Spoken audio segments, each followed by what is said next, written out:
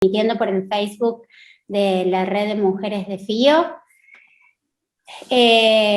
Mi nombre es Mariana Giorgetti, soy coordinadora general de la Red de Mujeres de FIO y tenemos el orgullo de estar aquí en el mes de las mujeres para reflexionar acerca de la participación política de las mujeres en este webinario que llamamos Mujeres, Participación Política y Poder.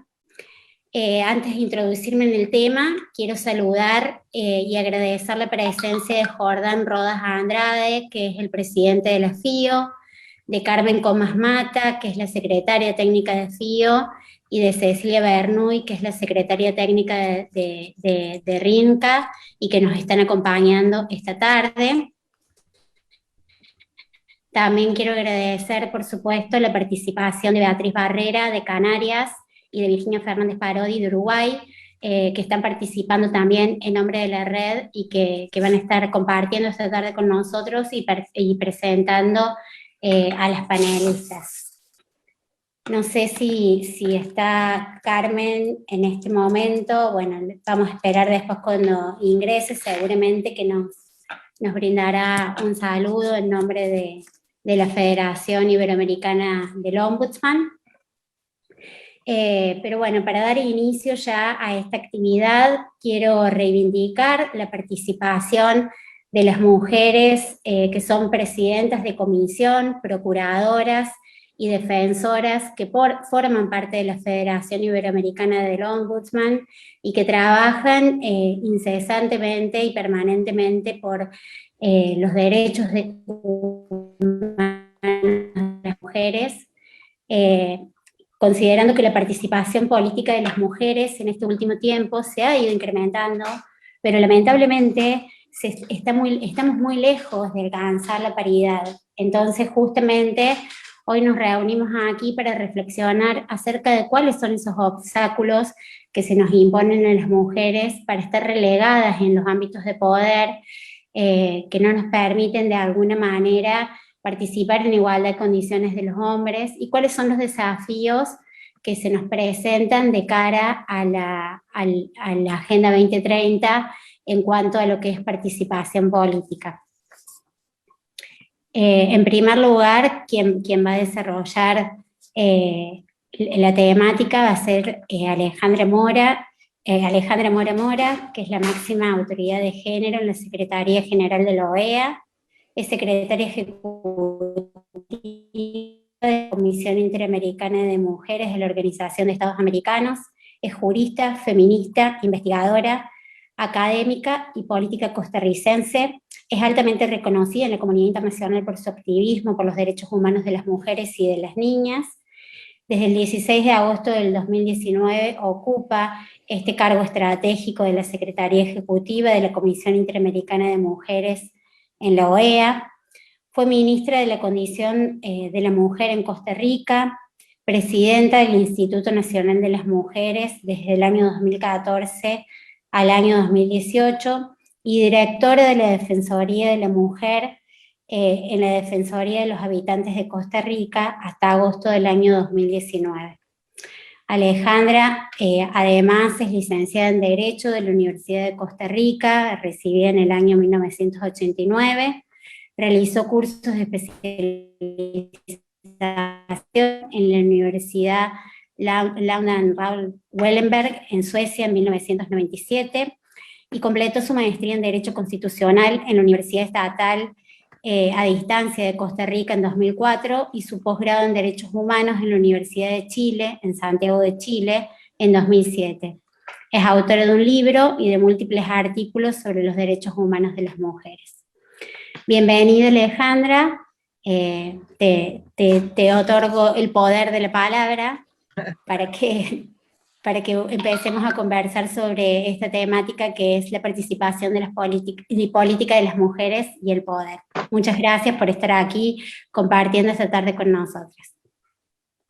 Mariana, un saludo y un agradecimiento por esta invitación, por hacer llegar la reflexión en nuestra región y en la región de España, de lo que significa y lo que está sucediendo en estos tiempos con la con la situación de las mujeres y particularmente con la participación política. Quiero saludar a Susana Camareno, que vamos a compartir este espacio, y a Verónica Mato, y a todas mis amigas de la red, a Carmen, a Cecilia. No, yo le decía ahora a Mariana que no puedo decir que no, nunca. La red es mi casa, me formé en las defensorías y creamos esta red poderosa que da cuenta de la colectividad y cómo en la colectividad es donde vamos creciendo, y entonces celebro este espacio. Quiero decirles un poquitito de la Comisión Interamericana de Mujeres, porque esta comisión es la más longeva que tiene la región de la América. Nació en 1928 y surgió justamente con ocasión de las discusiones del sufragismo que estaban dando las mujeres en el mundo. Y es un tema entonces que está inscrito en el ADN de la Comisión Interamericana de Mujeres, todo lo relacionado con la política, con la ciudadanía de las mujeres y con la democracia. De hecho, ya para 1933 había generado para la OEA una convención sobre el tema nacionalidad, y la Convención de Derechos Políticos, la primera en la región, se da en 1948 con la participación de la Comisión Interamericana de Mujeres, colocando esta reflexión. Y esta reflexión es una reflexión que siempre evoca lo que las feministas hemos planteado, y es que todo lo que sucede en el mundo es un tema de poder y de relaciones de poder, y qué más claro que la política es un tema de poder. Lo que se discute es el poder, y por eso tan complejo todo lo que sucede ahí en relación con las mujeres.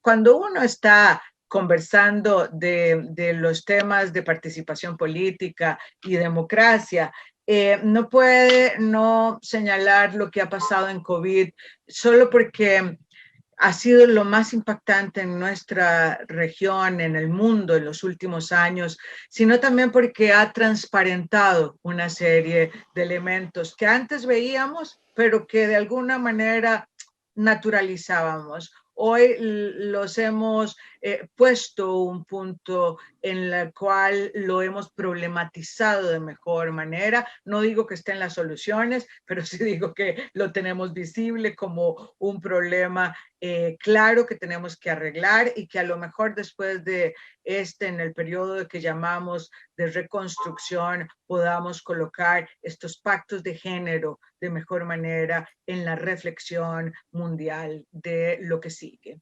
Y creo que estos temas, el primero por supuesto que ha sido la salud. El tema de la salud es lo que ha estado más presente durante este tema, pero otros temas como lo económico y dónde están ubicadas las mujeres en lo económico, y hemos visto el tema de la informalidad, del desempleo, de la segregación sexual en los sectores menos productivos de las mujeres, de la concentración en los sectores más afectados por la crisis como servicios, turismo, etcétera. Pero también hemos visto dos temas estructurales. La violencia de género es la que históricamente más han podido desnaturalizar las personas y los países, los gobiernos generar respuestas integrales frente a lo que está pasando. Pero lo cierto es que con COVID, el statement Quédate en casa mandó a las mujeres a compartir 12 horas, 24 horas al día con su ofensor y su agresor, y esto tiene un impacto sobre la vida de las mujeres. Pero otro tema estructural han sido los cuidados. Todo lo que ocurría en el mundo de lo público ahora ocurre en el mundo de lo privado, y eso hace que esa elasticidad del uso del tiempo de las mujeres para atender lo privado, más el trabajo remunerado, tenga una suerte de crisis, y para la comisión ha sido llamada como una emergencia global de los cuidados, donde o se atiende ya y se traslada los cuidados desde esta perspectiva privada de las familias a algo colectivo, y del mundo de lo público, o las mujeres tendremos el statement quédate en casa para el resto de nuestras vidas. De manera que colocar esto no se puede hacer sin otra reflexión, y es dónde están las mujeres con ocasión de la crisis y si han estado tomando decisiones. Nosotras como Comisión Interamericana de Mujeres hicimos un estudio de dónde estaban las mujeres en los comités centrales de crisis y desgraciadamente bastante ausentes. De hecho, la experiencia que tuvimos es que de las 35 mujeres que dirigen los espacios de los mecanismos de adelanto de los derechos de las mujeres en la región, solo 2 de estas mujeres estaban en sus países liderando en los gabinetes de crisis. Asimismo, los temas de las mujeres entonces eran llevados como un tema tangencial o periférico, y el que más claramente se podía ver era el asociado a la violencia de género, que creemos que es el que más, digamos, se ha podido visibilizar durante este proceso. ¿Y cuáles son las implicaciones entonces de que las mujeres no estén usando el poder, teniendo el poder, siendo visibles durante este proceso, y cómo lo que hace es reflejar una cosa que ha estado ahí permanentemente, pero hemos dicho que la pandemia está exacerbando esas formas de discriminación contra las mujeres? Y entonces lo que nosotras hemos señalado son 4 cosas sobre las cuales quisiera llamar la atención de por qué tenemos que estar ahí. Y es que cuando las decisiones se toman sin las mujeres, estas decisiones son parciales, son inadecuadas, e incluso podríamos afirmar que podrían generar daños irreversibles, porque cuando se sobregeneraliza las necesidades de los hombres o la visión de los hombres, se está obviando las necesidades de la mitad de la población. Y por eso estar ahí presente es aportar esa integralidad, esa nueva mirada, esa experiencia diferenciada, que solo contribuye a entender la realidad desde otra perspectiva, además de que debemos de estar por derecho propio, pero estamos señalando las ventajas de la participación de las mujeres en estos procesos y cómo quedó evidenciado en un proceso de COVID donde las necesidades de las mujeres no se entendieron o no se han entendido con la prevalencia que se requiere, y los temas que ponía antes en evidencia dan cuenta de ello. El segundo tema es que no hay una política neutra al género. Cada vez que toman unas decisiones para enfrentar la realidad, parecen ser neutrales al género, pero tienen unos impactos diferenciados, y aquí podríamos señalar solo datos para entender de lo que ha sucedido. Por ejemplo, 15 millones de mujeres en la América están fuera del trabajo doméstico remunerado, porque al llamar al mundo a las burbujas sociales como la estrategia para atender la pandemia, lo que sucedió de forma inmediata es que estas mujeres que estaban en nuestros hogares fueron exactamente excluidas porque no eran parte de la burbuja familiar. Y entonces tenemos un grupo enorme de mujeres realmente afectadas, impactadas, y además muchas desde la informalidad, digamos, sin poder hacer uso de ningún mecanismo para atender sus necesidades básicas. Y por esto, cuando hablamos de todo lo que sucede en la región, lo que hemos dicho es, uno, que tiene que tener perspectiva de género, es decir, entender lo que sucede diferenciadamente con las mujeres, y el otro es que para equilibrar las desigualdades entre hombres y mujeres hay que adoptar acciones afirmativas. Y con esto quisiera, como preámbulo para entender que lo que pasa con la participación política es más de lo mismo, no es algo ajeno a todos los otros situaciones, derechos, oportunidades que estamos reflexionando. Y cuando hablamos de acciones afirmativas o de acciones especiales, las mujeres las hemos usado históricamente en lo que es la participación y representación política. Desde la primera era, cuando hablábamos de ciudadanía, cuando hablamos de sufragismo, para que las mujeres pudiéramos votar y decidir, y todas las discusiones que se dieron al cabo del tiempo, y cómo las mujeres entonces terminamos votando por los hombres, en esa gran reivindicación del derecho al voto que tuvimos, y luego empieza entonces la reivindicación de que la participación política no es solo votar, sino ejercer el poder. Y ahí surgen las cuotas, y las cuotas surgen como un elemento transitorio que requería, digamos, que se supone que iba a transformar la realidad y luego se iba a dejar de necesitar. Surgen, tuvieron una eficacia relativa, pero luego surge este concepto que nos ha acompañado durante los últimos años, que es el concepto de paridad. Paridad ya no surge como una acción afirmativa, sino surge como una medida de justicia con carácter definitivo que, digamos, hace y visibiliza que si somos la mitad de la población, debemos estar en esa medida representadas. Pero más aún, la paridad tiene 3 dimensiones. Que superan entonces con creces esa dimensión numérica de estar mitad y mitad representadas, porque somos eso, la mitad de la población. Tiene otros 2 elementos que me parecen fundamentales. Uno es las condiciones de ejercicio del poder. No es lo mismo llegar que quedarse. Quedarse requiere tener las condiciones para el ejercicio del poder, y por eso hablar de esto, de la violencia política que se ejerce contra las mujeres, de cómo el mundo de la digitalidad ha promovido otra forma de violencia, que es la violencia digital política, y aquí hay mucho que contar de los países en los que en este proceso de pandemia han tenido que convocar a procesos de elecciones, y lo que ha sucedido con las mujeres en estos procesos y el rol que ha jugado este mundo online, que lejos de apartarse de todos los estereotipos, lo que ha hecho es reproducir el mundo de la realidad y llevarlo a la digitalidad. Y el tercer elemento que quisiera colocar es la agenda por la igualdad, a la que deben de tener un compromiso y una responsabilidad quienes llegan a tomar decisiones. Es decir, nosotras, las mujeres que estamos en espacios de toma de decisiones, somos herederas de la estafeta de miles de mujeres que han luchado por estos espacios, y por eso llegar ahí y olvidarnos de esta responsabilidad y de este ciclo histórico que además debemos dejar heredados a otros miles de mujeres, no, digamos, no encuentra asidero en un discurso de paridad. Quiero señalar que la América Latina ha sido pionera en este concepto de paridad.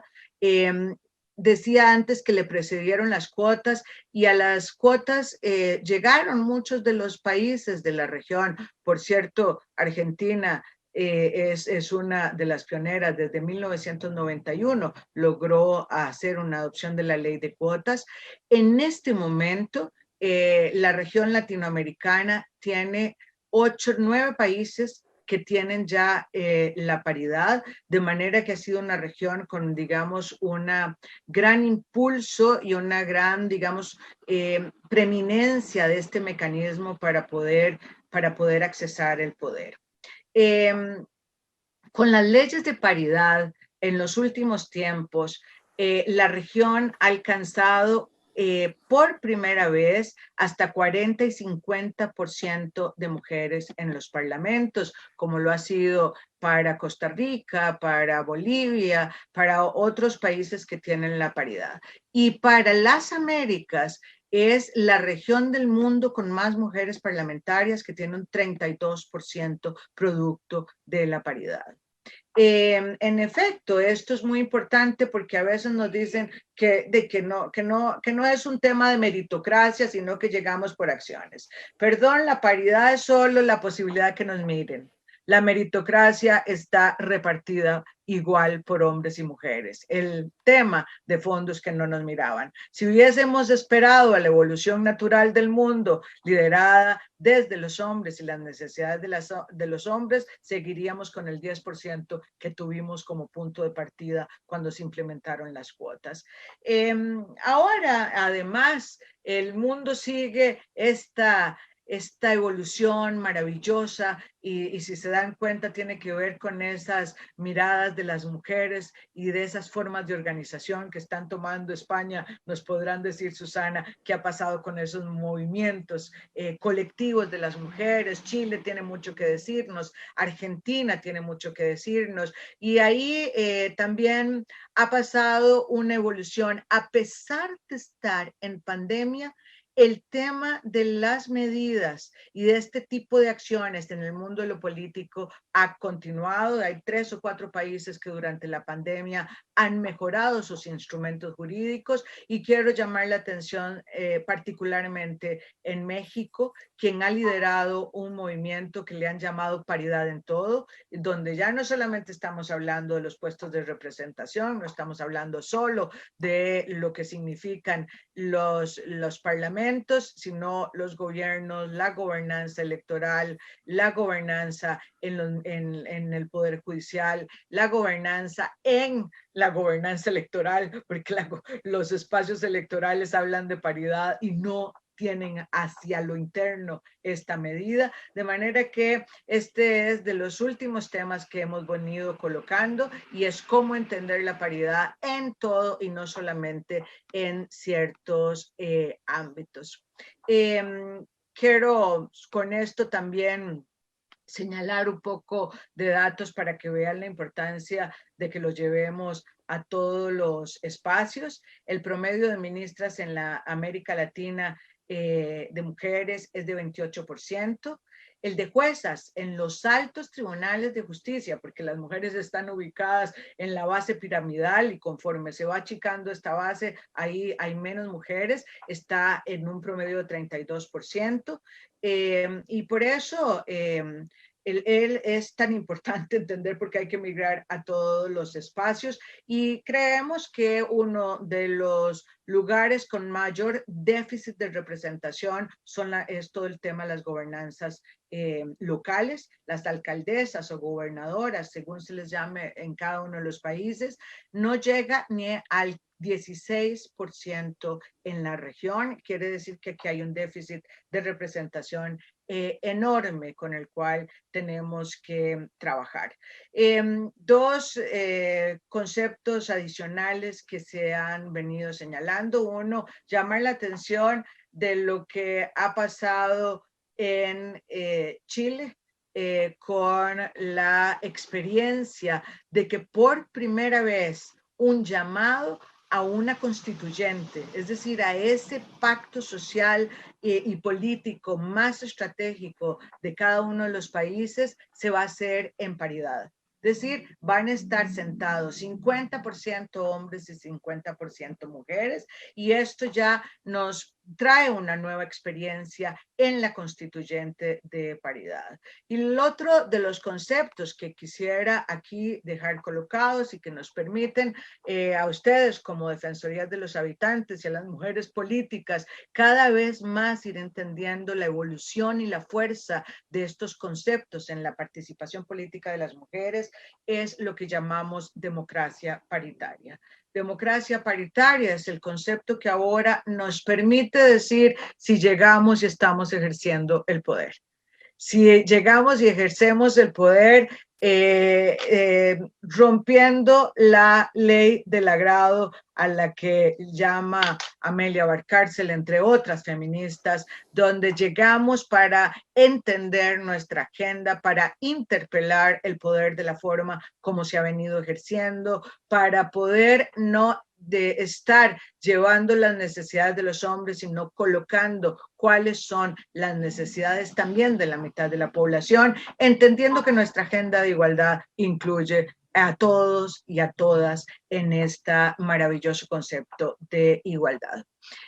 Quisiera terminar un poco ya por razones de tiempo que Mariana, antes de que me quite la palabra, llevar solo 2 elementos. Y es un poco, cuando uno habla de liderazgo, aquí nosotros en nuestra región tenemos un un instrumento que se llama el Latinobarómetro, y cuando le decís a las personas sobre su percepción de liderazgo, inmediatamente el 65% refieren a los hombres.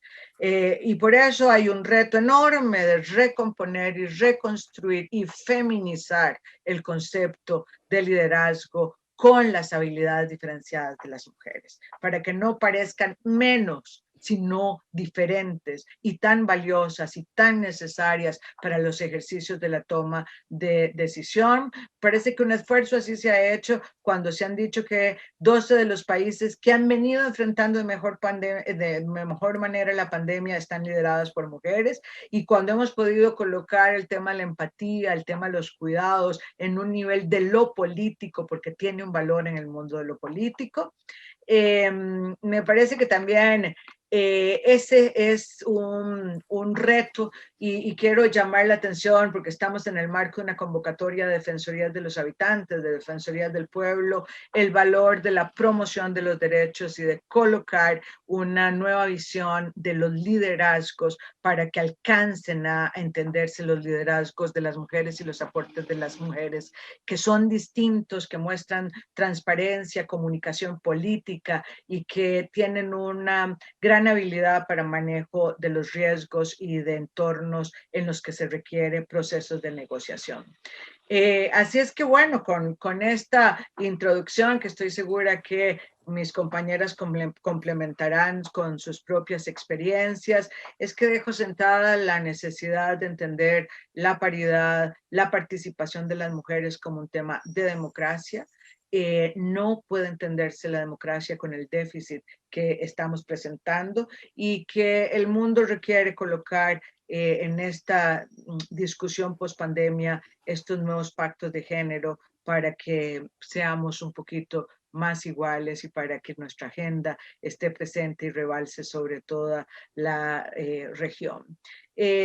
Quiero terminar poniendo a disposición, como siempre, la Comisión Interamericana de Mujeres. Nació del movimiento de mujeres, nació para llevar la agenda de las mujeres a los países, y en eso hemos estado, de manera que sea más colectiva cada vez las propuestas solo nos hace crecer. Gracias, Mariana, y un saludo a todas las mujeres, recordándoles y reconociéndoles esa fuerza, ese poder para transformar, sobre todo con ocasión del Día Internacional de la Mujer, que nos coloca la necesidad de hacer estos reconocimientos. Abrazos a todas, y espero que hoy podamos aprender mucho de las otras también. Bueno, muchas gracias, Alejandra, la verdad un lujo escucharte, un lujo tenerte hoy aquí entre nosotras. Has dado mucho más que el puntapié inicial para esta conversación que vamos a iniciar, que estamos iniciando en esta tarde. Quiero agradecer también la presencia de Carmen Comas Mata, quien las va a saludar a todas en nombre de la FIO, pero antes quiero responder una pregunta en donde acá me preguntan dónde se hacen las preguntas. Hay una ventanita en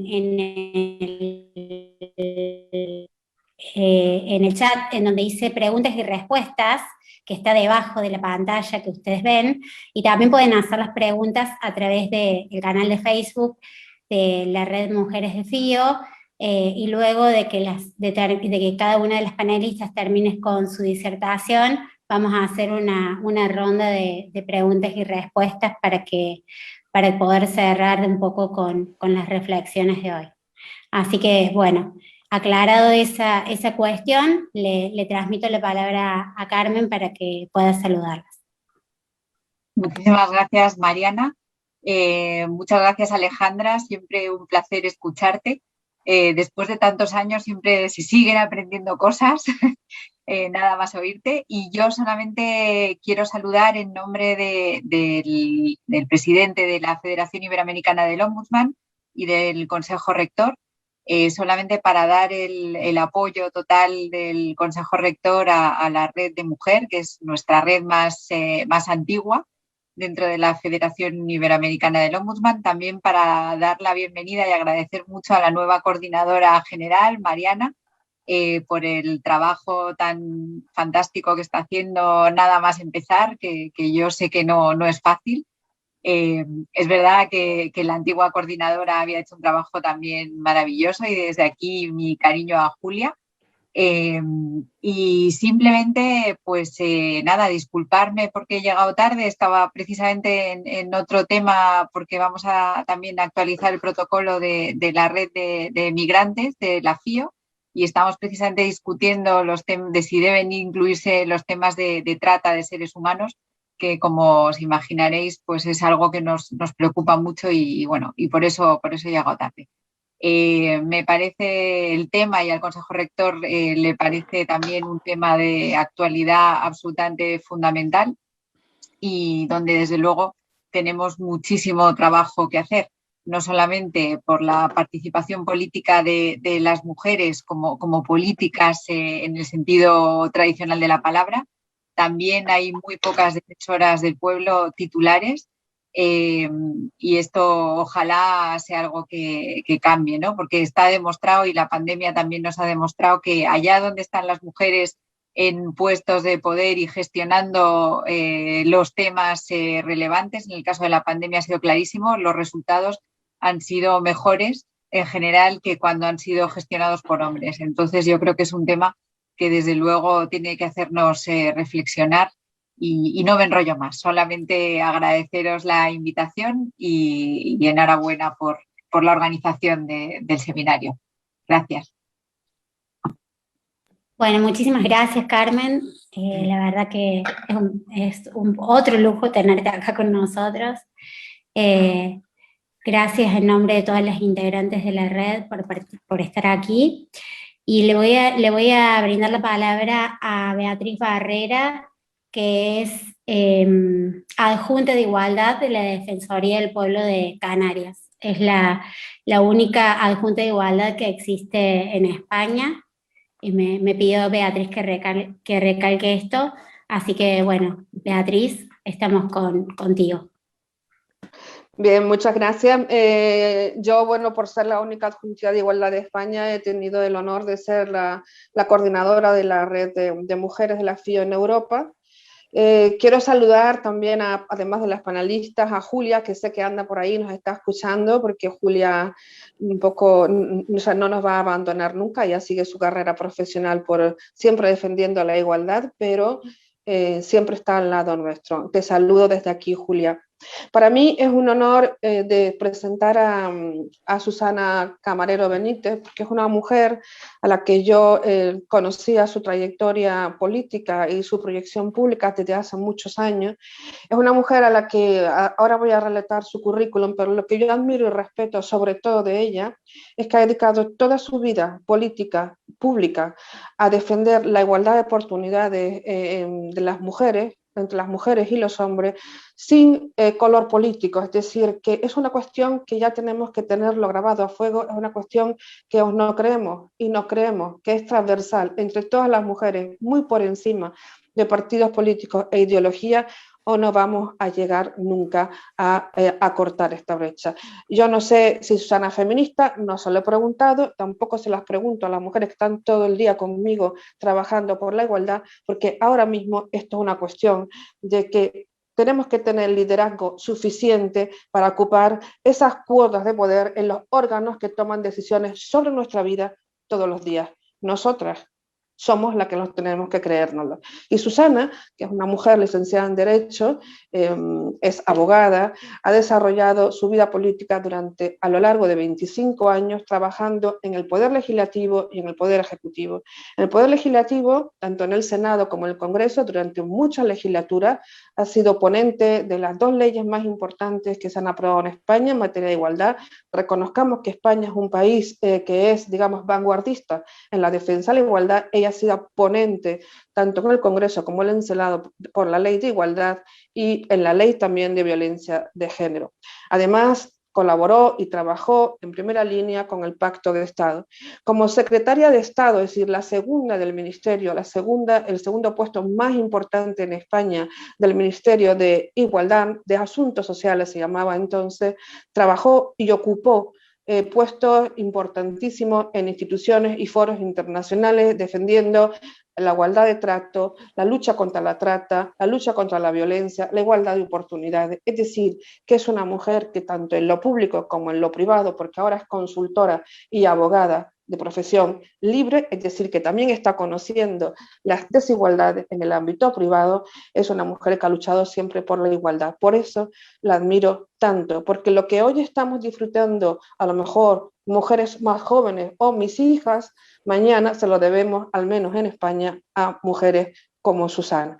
Yo no me detengo más, pero antes de terminar quiero decirles que ella ha sido nombrada recientemente por esa carrera profesional presidenta de las Mujeres en Igualdad en España, de la Asociación Nacional de Mujeres en Igualdad, y ha sido galardonada en 2 ocasiones por el Observatorio de la Violencia de Género, 2 veces, en el año 2008 y en el 2016. Es el órgano más importante que tenemos en España sobre la supervisión de la lucha contra la violencia de género.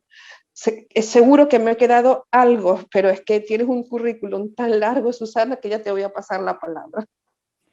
Pues muchísimas gracias, Beatriz, por tu cariñosa presentación y deciros gracias a Mariana y a todas las que nos convocáis esta tarde.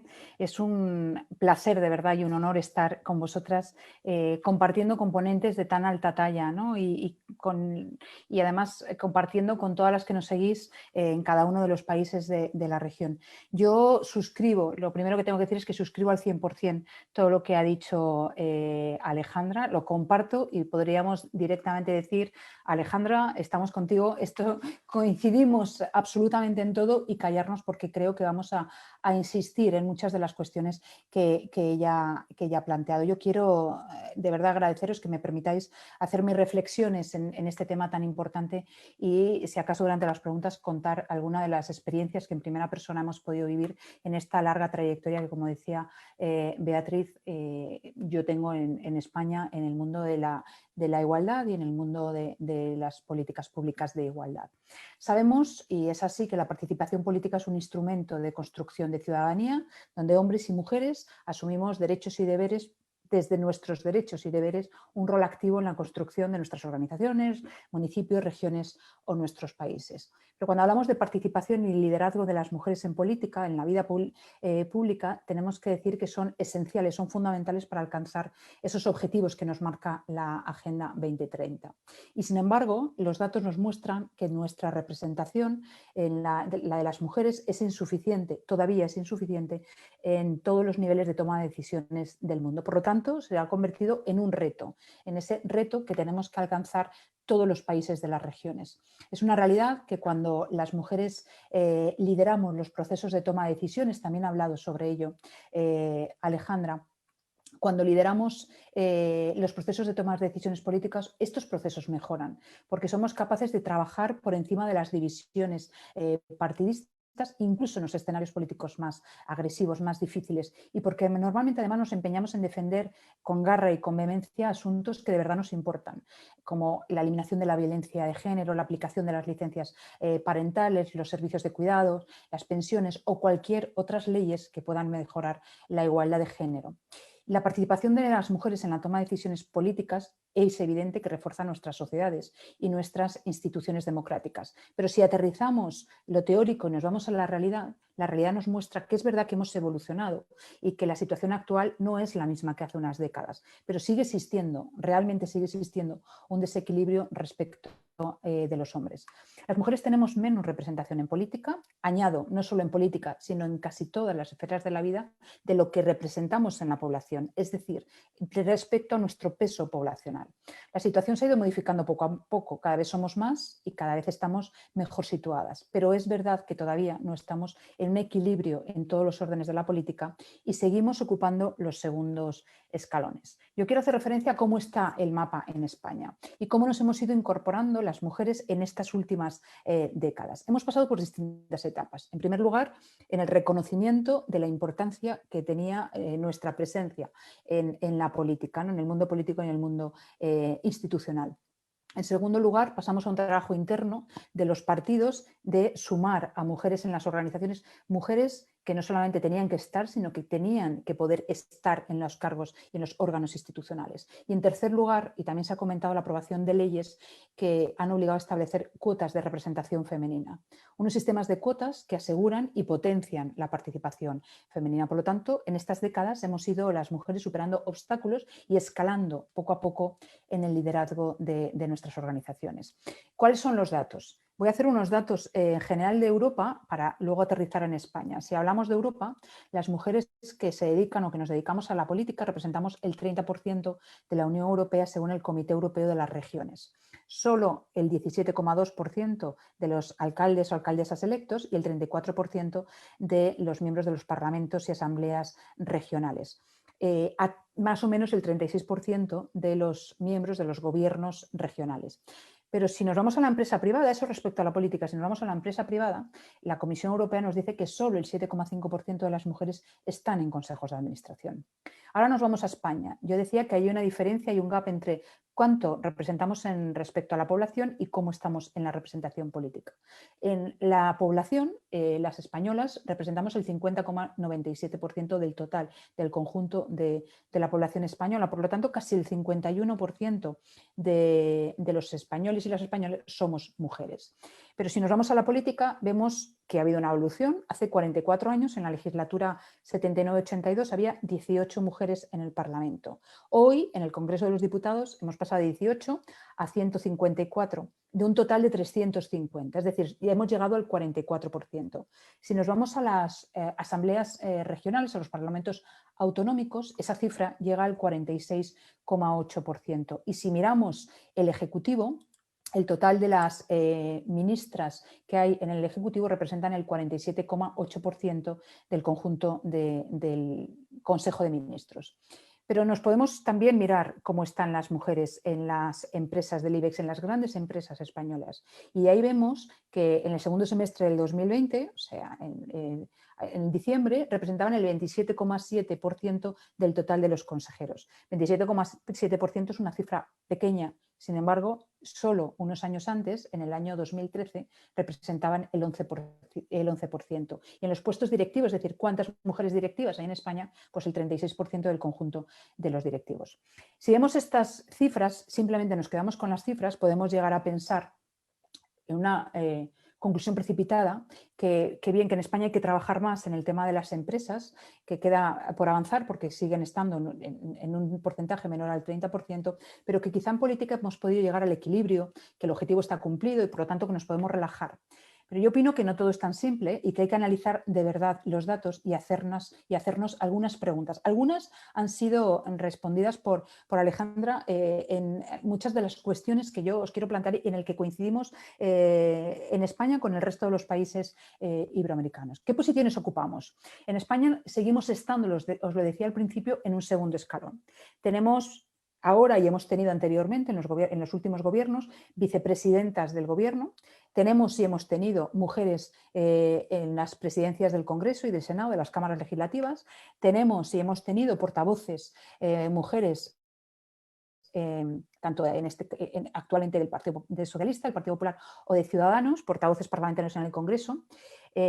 Pero sin embargo tenemos también presidentas en las comunidades autónomas, Madrid o Navarra, pero ninguna mujer ha sido presidenta del gobierno.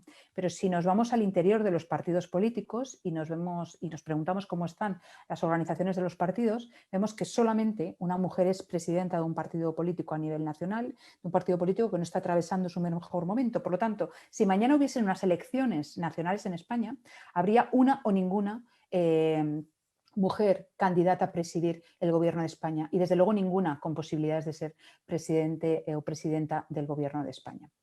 Si nos vamos a los cargos ejecutivos de los partidos, por lo tanto, vemos que es verdad que hay más mujeres, pero seguimos mandando y teniendo menos poder que los hombres. Y nos quedamos en las cifras, en esos porcentajes que os decía anteriormente, un 44% en el Congreso, un 47% en los parlamentos autonómicos, y los vemos y decimos, pues es cierto que hemos evolucionado. Yo entré en política en un parlamento regional muy joven, hace 25 años, y éramos muy pocas y mandábamos muy poco. Hoy eso hemos conseguido ir ganando espacio, hemos peleado, sobre todo peleado por llegar y por mantenernos, y eso también nos ha favorecido un hecho que es la aprobación en el año 2007 de la Ley de Igualdad. Yo, como decía antes Beatriz en la presentación, fui ponente de la Ley de Igualdad.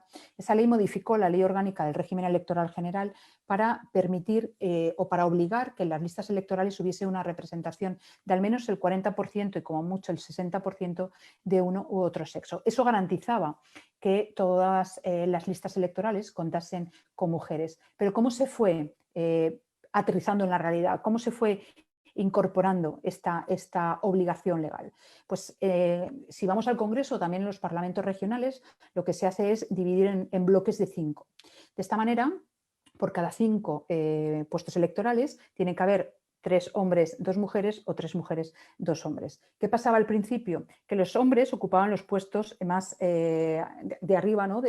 más superiores en esos porcentajes. Entonces, es verdad que se cumplía en las listas electorales, se cumplía la obligación legal, pero en ocasiones no salían los 5 candidatos y por lo tanto cuando llegaban a los electos había más hombres que mujeres y no se llegaba a esa representación equilibrada.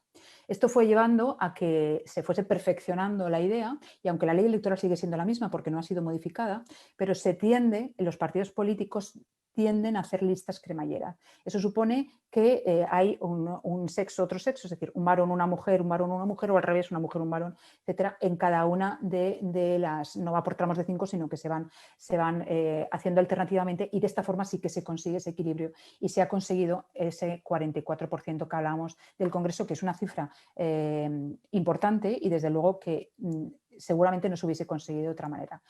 Yo tengo que reconocerles que yo no era partidaria de las cuotas, de hecho, cuando fui ponente en esa ley yo me negaba a las cuotas y voté en contra de esta parte de la ley de igualdad, porque creía que había que convencer y no vencer. Pero yo he cambiado y evolucionado a lo largo de los años y creo que es importante no quedarte estancado, sino que también ser capaz de evolucionar en tus planteamientos, en tus pensamientos iniciales. Y estoy convencida en las fechas en las que estamos, en que por evolución natural, como decía Alejandra, no hubiésemos llegado a este porcentaje y que las cuotas, este sistema electoral ha permitido que más mujeres estemos en los parlamentos o estén en los parlamentos y en los ayuntamientos.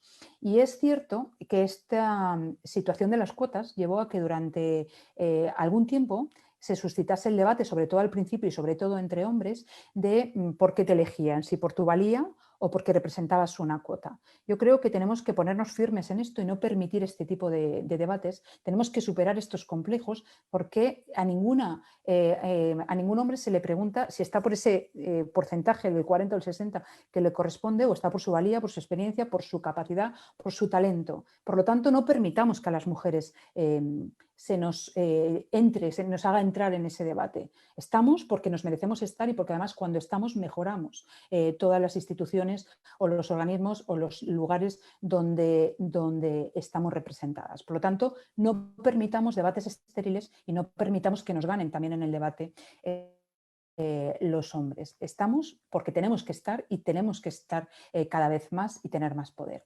Pero también que tenemos que entrar en un segundo debate, también respecto a los números, ¿no? Os decía que hay también paridad en el gobierno de España, pero creo que no nos tenemos que quedar solamente en el número de ministras o ministros que existan. Yo creo que hay que seguir mirando más abajo en el escalafón de la administración y ver que en los rangos inferiores, en los demás escalones, no hay esa paridad. Yo he formado parte como secretaria de Estado de ese segundo escalón y sabéis que hay una reunión de secretarios de Estado y subsecretarios que es donde de verdad se negocia, se gestiona y se lleva el día a día del gobierno. Ahí éramos muchas menos mujeres y siguen habiendo muchas menos mujeres. Por lo tanto, en los segundos escalones seguimos estando menos representados. Ocurre lo mismo en los órganos constitucionales, ocurre lo mismo en las empresas públicas y si vemos que aún así es verdad que las cifras son mejores y que vamos rompiendo barreras en la política, sigue existiendo un techo de cristal en la empresa privada, donde en España, como en casi todos los países del entorno, los presidentes o los directores generales, los CEOs de las grandes empresas mayoritariamente siguen siendo hombres, pero también lo podemos extender a los sindicatos donde, por ejemplo, en España no hay ninguna mujer secretaria general de un sindicato. Por lo tanto, yo pido que no nos quedemos solamente con la foto, con la fachada, con el porcentaje de lo que representamos, sino que busquemos la paridad real en todos los niveles de la administración y también en todos los niveles de la sociedad si de verdad queremos avanzar. Y luego hay alguna otra cuestión que tenemos que tener en cuenta y que Alejandra ha pasado también y ha comentado en su intervención. La primera es la rotación. Uno de los problemas que yo creo que tenemos las mujeres cuando accedemos a los parlamentos, a los puestos de responsabilidad, es la rotación. Es decir, en cada una de las legislaturas el 40% de las mujeres pierden su puesto y son sustituidas o bien por otra mujer o por otro hombre. ¿Cuál es la razón? Pues puede estar relacionada con lo que comentamos anteriormente, que al final los que mandan los partidos políticos siguen siendo mayoritariamente hombres, o que nosotras cuando llegamos no hacemos suficiente fuerza para permanecer y para atraer y para conseguir que más mujeres entren en cargos de responsabilidad. Una segunda cuestión de la que tenemos que hablar también es de la conciliación y la corresponsabilidad. ¿Es suficiente con que haya una ley que nos establezca o que establezca una cuota para entrar, o tenemos que facilitar que las mujeres puedan estar y sobre todo no llegar solo, sino continuar, insisto, continuar en los puestos de responsabilidad? Yo soy partidaria de que se trabajen en políticas públicas fuertes de conciliación de la vida laboral y familiar, que eviten que las mujeres tengan que optar entre su desarrollo familiar y profesional. Porque uno de los problemas que tenemos las mujeres para permanecer y para promocionar en el ámbito laboral, sean la política o sea la vida privada, es esto. Es la conciliación, pero más en la política por el tipo de trabajo que hacemos. Nosotros al final estamos 24 horas, los 7 días de la semana, viajamos permanentemente. Mi experiencia es que durante 20 años yo he trabajado a 400 kilómetros de mi casa. Vivía en Valencia, al este de España y en el Levante español, y trabajaba en el centro de España, en Madrid. Por lo tanto, eso me ha hecho tener muchísimas ausencias y estar mucho tiempo fuera de casa, con lo cual yo me he perdido enfermedades de mi hijo, cumpleaños, cualquier cosa que tuviese que ver, tutorías y todo lo que tenía que ver, o festivales, ¿no? Todo lo que tenía que ver con los temas de conciliación. Mira, en el año 2007, en el Congreso de los Diputados, conseguimos, y yo impulsé de alguna manera también esto, conseguimos que pusieran una guardería en el Congreso de los Diputados. Es una guardería que básicamente utilizan las funcionarias y los funcionarios, las periodistas o los diputados y las diputadas que viven en Madrid. Yo en el año 2008 fui mamá y durante unas semanas llevé a mi hijo a esta guardería. Pero al final a mí no me compensaba por eso, por no poder trasladarle y no era posible. Por lo tanto, no es una guardería solo que sirva para las diputadas, pero creíamos en su momento, y yo sigo convencida de ello, que era bueno visibilizar la importancia de poner políticas de conciliación y de corresponsabilidad, cuidar estos aspectos, porque la conciliación es un elemento, desde mi punto de vista, imprescindible en la igualdad, conciliación y corresponsabilidad, que van de la mano y nunca pueden ir separadas. Y porque las que nos dedicamos a la política, al final somos un espejo en la que se miran otras mujeres, en la que se mira la sociedad, por lo tanto, todo aquello que nosotras consigamos que se avance va a permitir que otros que vienen detrás puedan copiarlo, las empresas, o que puedan mostrar la importancia de tenerlo en cuenta. Y también hablaba Alejandra, y quiero hacer hincapié de la agenda. Yo creo que hay que estar en política y tener poder para evidenciar todo lo que queda por avanzar. Tenemos que empezar en serio, además, a pelear por cambiar la forma de trabajar. Tenemos que priorizar en la agenda, tenemos que conseguir las que están hoy en primera línea, las que estamos donde los puestos que ocupemos, aunque sea una asociación de mujeres como en mi caso en la actualidad, tenemos que conseguir que en la agenda se priorice los temas importantes de igualdad, conciliación, corresponsabilidad, armonización de horarios, y sobre todo y de forma importante los cuidados. Lo decía también Alejandra en su intervención, la pandemia ha traído el teletrabajo, que el teletrabajo tiene cosas buenas y cosas malas. Nos está permitiendo, por ejemplo, esta reunión a todas las que estamos aquí, que nos vea tanta gente a través de las redes sociales. Pero hemos comprobado que la pandemia nos ha mostrado que hay otra forma de trabajar, que sobran viajes, que sobran comidas, cenas de trabajo y que las reuniones presenciales están sobrevaloradas. Yo creo que hay que hacer un mix y tampoco abandonar lo presencial, porque también nos perdemos muchas cosas, sobre todo nosotras que cuando estamos en casa cargamos con toda la responsabilidad también del hogar. Normalmente nos encargamos cuando estamos de estar a todo y eso nos puede llegar a perjudicar porque nos perdemos mucho de lo que hemos conquistado. en los últimos años. Pero hay que reconocer que el teletrabajo y estas nuevas formas de trabajar han venido para quedarse, por lo menos en parte, ¿no? Y por lo tanto tenemos que reconocer que han destapado, y lo explicaba muy bien Alejandra, una realidad de la que no se habla suficiente, y es el tema de los cuidados. Ha puesto de manifiesto algo que nosotras, las que estamos aquí y que trabajamos en temas de igualdad normalmente, teníamos claro, ¿no? Y es que somos nosotras, lo decía hace un momento, las que nos encargamos del cuidado de nuestros menores, pero también de nuestros mayores o dependientes que en este proceso de pandemia se han quedado además sin los recursos que habitualmente tanto los niños porque cerraron los colegios como los mayores porque cerraron los centros de día, los centros que normalmente les atienden permanentemente. Por lo tanto, yo creo que tenemos que hablar también de esto de agenda. No solo hablemos de llegar a la política, de llegar a puestos institucionales, a puestos de representación, sino que desde dentro tratemos de acabar con esas barreras que nos hacen más difícil llegar, pero sobre todo que nos dificultan permanecer y promocionar en el mundo laboral. Insisto, a las políticas y al resto de las mujeres. Y aprovechemos cuando estamos en estos puestos de responsabilidad, donde nuestra voz es oída y en ocasiones hasta atendida, para ayudar a cambiar estas realidades. Yo quiero ir más allá. Creo que las mujeres tenemos una doble obligación, una doble función, las mujeres que nos dedicamos a esto: apoyar a otras mujeres para que lleguen y trabajar desde dentro para que los asuntos que nos dificultan llegar o mantenernos se vayan solucionando. Por lo tanto, yo creo que no es suficiente con ser diputada, con ser ministra, con ser secretaria de Estado, con ser alcaldesa. Creo que hay que estar y que hay que implicarse en la agenda de género. Porque si nosotras llegamos, ocupamos durante un tiempo el cargo que nos corresponda y nos vamos cuando nos sustituyan sin haber dejado huella, bien en las áreas que estemos trabajando, que no tienen por qué ser las áreas de igualdad, pero habiendo luchado por nuestros derechos y porque otras lleguen a tener la oportunidad de hacerlo, no vamos a conseguir avanzar. Tener mujeres en el poder es clave para tener más mujeres en el poder. Por lo tanto, es importante no hacer políticas de maquillaje. No basta con tener a mujeres en puestos de representación, sino que es necesario contar con el talento. No podemos permitirnos perder ese 50% que representamos de talento que representamos las mujeres. Pero es imprescindible hacer políticas de igualdad serias que impacten en la sociedad, ¿no? Que fijen sus objetivos en lo que de verdad importa y más en el momento en el que estamos viviendo. Desde hace un año, y también voy a referirme brevemente a ello, desde hace un año la situación es otra. La pandemia ha dejado una crisis sanitaria que viene acompañada de una crisis económica y una crisis social, donde vemos que las mujeres, una vez más, somos las grandes perjudicadas. Hoy, de nuevo y como siempre, la crisis tiene rostro de mujer. En España son las mujeres las que peor se han llevado. Primero porque han estado en primera línea del combate contra el virus. El sector sanitario está formado mayoritariamente por mujeres, tanto enfermeras como médicas, pero también han sido, y lo decíamos, las cuidadoras de los menores. Mientras los colegios estaban cerrados, teletrabajaban con una mano y con un ojo, mientras que con la otra mano cuidaban a sus menores o a sus dependientes. Pero también somos mayoritariamente las mujeres las que estamos sufriendo las consecuencias de la crisis económica. 437.000 mujeres se han ido al paro en España, la cifra más alta de la Unión Europea, y ha crecido la brecha salarial medio punto hasta el 22% que tenemos hoy.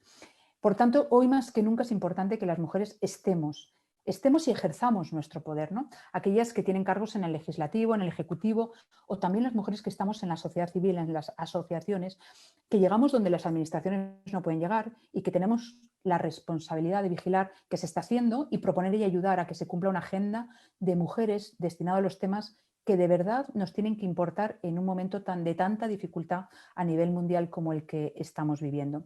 Hemos visto que los números nos muestran que estamos mejor, que se ha avanzado de forma sostenida en el tiempo, pero es necesario consolidar nuestros derechos y nuestros espacios y seguir avanzando para lograr este objetivo de igualdad real de oportunidades. Por lo tanto, es necesario seguir ganando. Termino un minuto. Sí.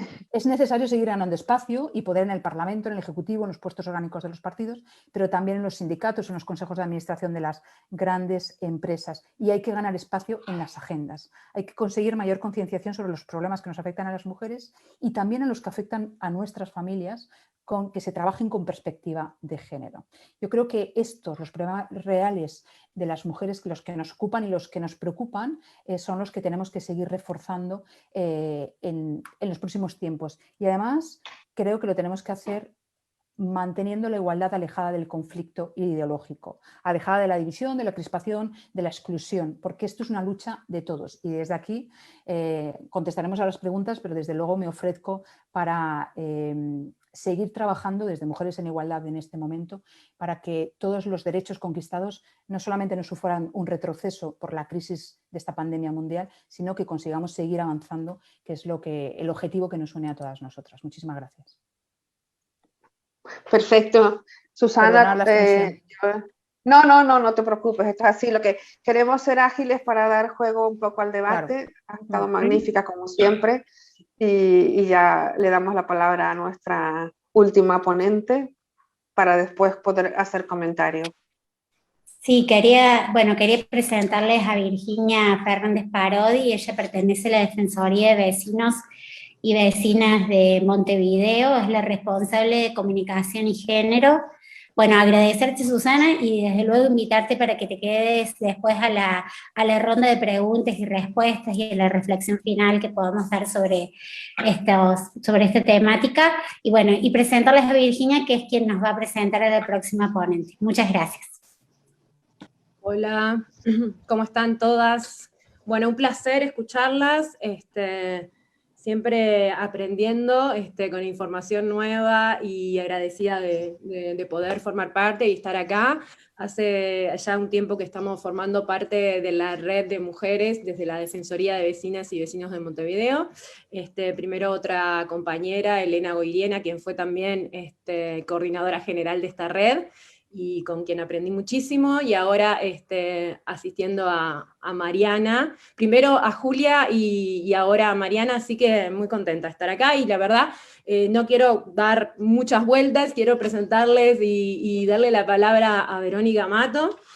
Verónica nació en Montevideo en 1976, es actriz, dramaturga y directora teatral, militante social y política, representante nacional por el periodo 2020-2025, miembro de la Comisión de Derechos Humanos de la Cámara de Representantes, y en la cual presidió en el 2020, y asimismo fue designada vicepresidenta de la Cámara de Representantes en el primer año de la legislatura. Así que nos parece muy importante tener su voz hoy aquí, que nos cuente su experiencia.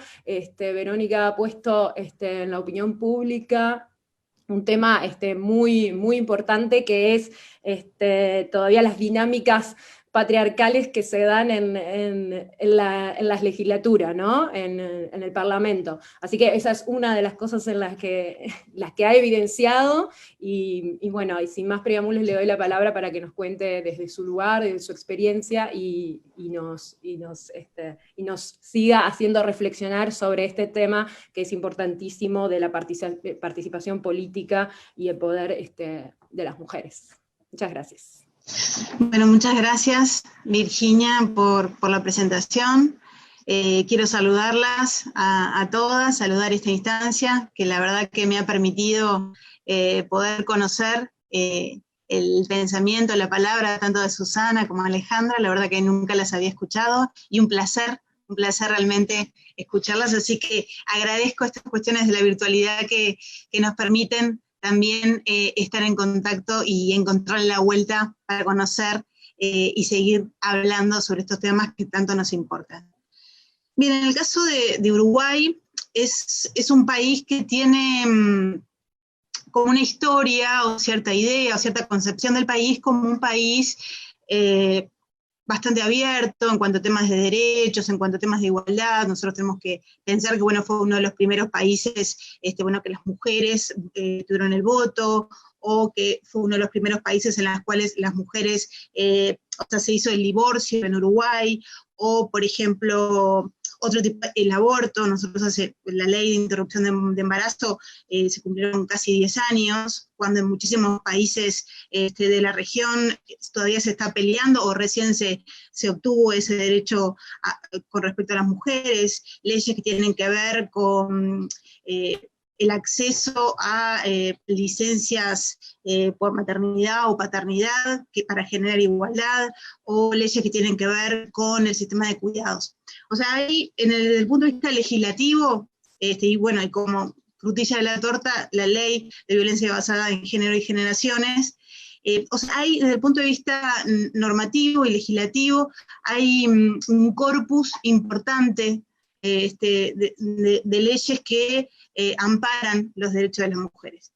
En ese sentido uno puede decir, bien, están bien, o sea, alguien que ve o que revisa lo que es la legislación en Uruguay puede decir, bueno, que ha avanzado.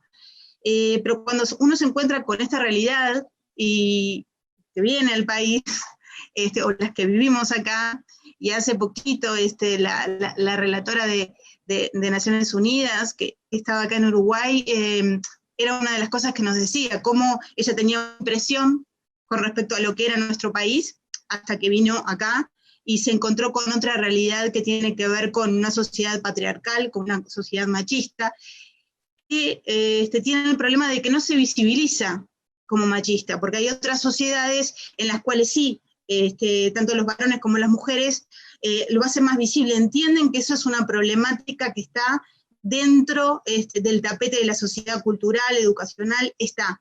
En el Uruguay nos pasa que tenemos el preconcepto de que a nosotros no nos pasa, que nosotros estamos en otro lugar.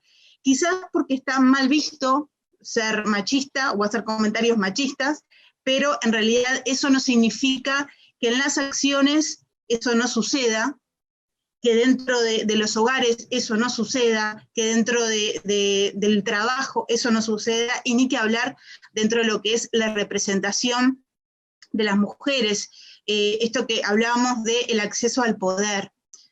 Y el tema del poder, asimismo, con respecto a las mujeres, hay un gran prejuicio de por qué quieren el poder. ¿Por qué quieren el poder? Hay un tema que tiene que ver con eso, es decir, bueno, las mujeres queremos acceder a determinados puestos legislativos, o del Ejecutivo, o de distintos sistemas de gobierno, y siempre se utiliza la palabra, pero ¿por qué quieren acceder al poder las mujeres? ¿No? Y siempre es las mujeres que trabajamos ¿no? que tenemos eso como agenda, siempre son mal vistas, tanto por varones como por mujeres, por el hecho de decir, bueno, pero ¿por qué quieren el poder? ¿Qué quieren hacer con eso? Es una mujer que es una trepadora, es una mujer que busca esos espacios, es una mala mujer. Está esa concepción todavía en este país de que una mujer que quiere contribuir y que quiere trabajar, por ejemplo, en política, y acceder, como puede acceder cualquier varón, a espacios que tienen que ver con poder y con representación, lo quiere hacer porque es mala. Porque es mala. Y en un varón, nadie pensaría que porque quiere acceder a determinados espacios, en sí tiene una maldad.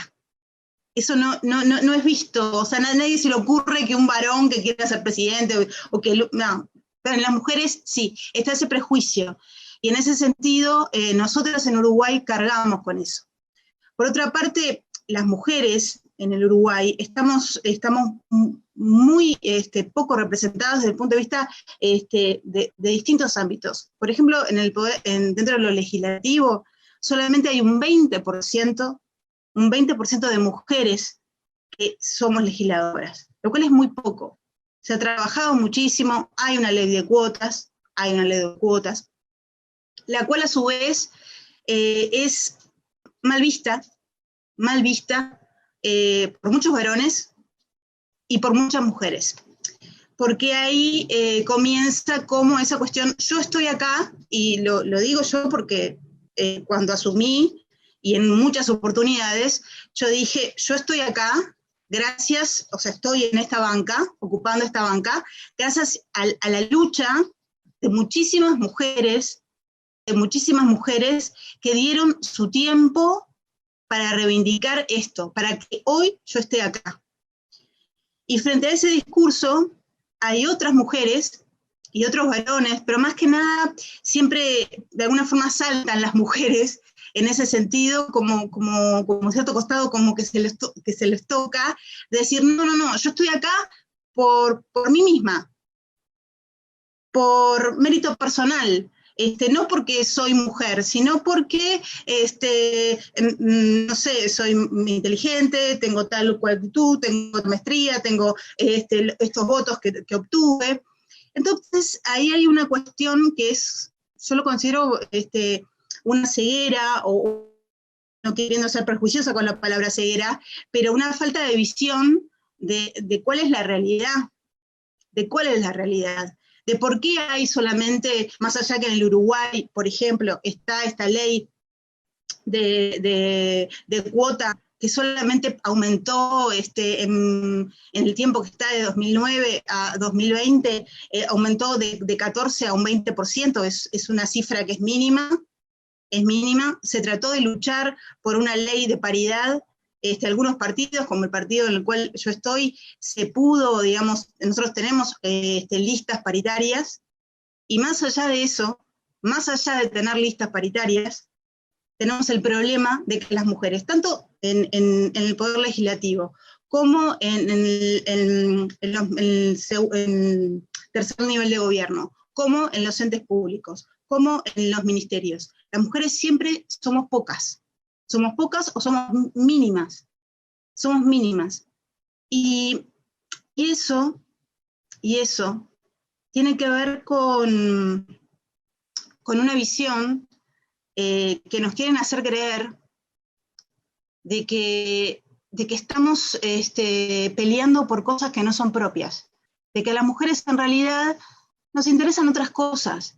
Las mujeres nos interesan cosas que tienen que ver con,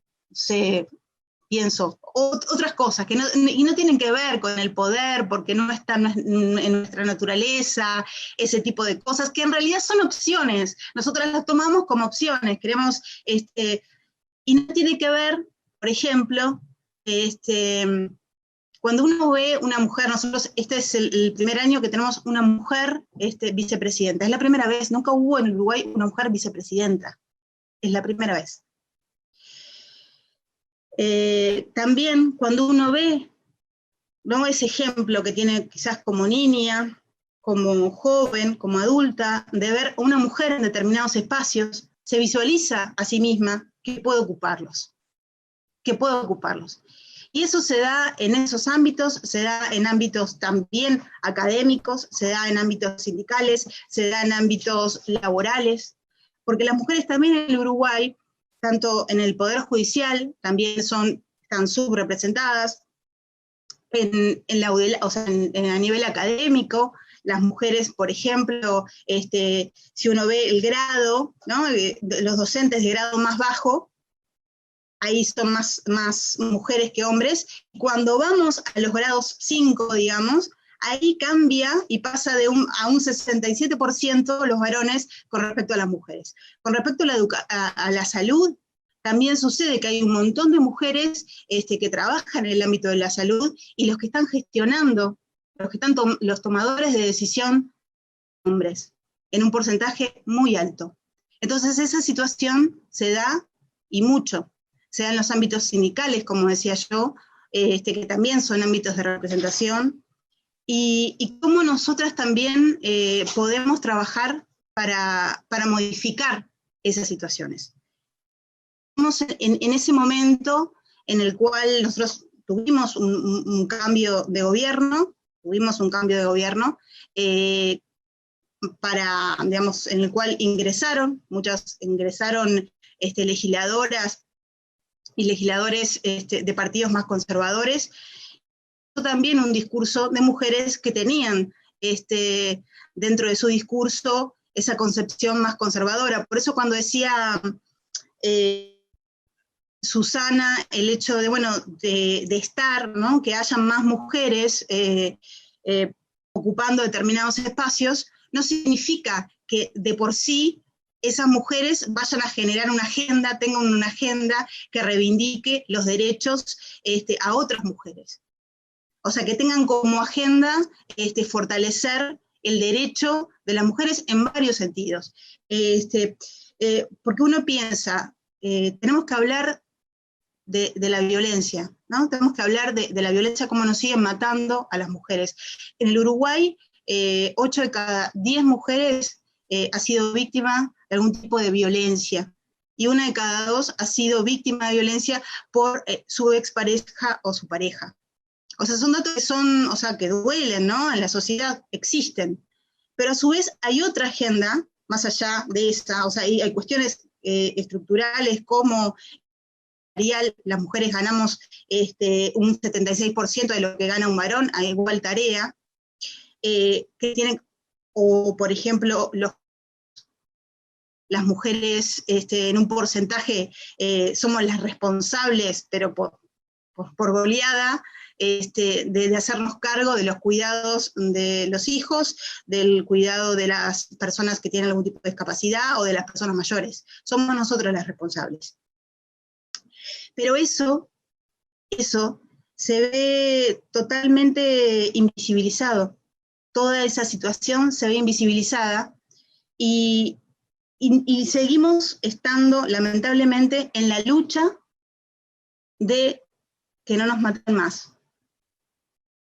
Que no nos maten más. Sigue siendo, más allá de estos temas, nosotros queremos avanzar en temas de laborales, en temas de, bueno, de generar más empleo para mujeres, de generar más oportunidades de otro tipo.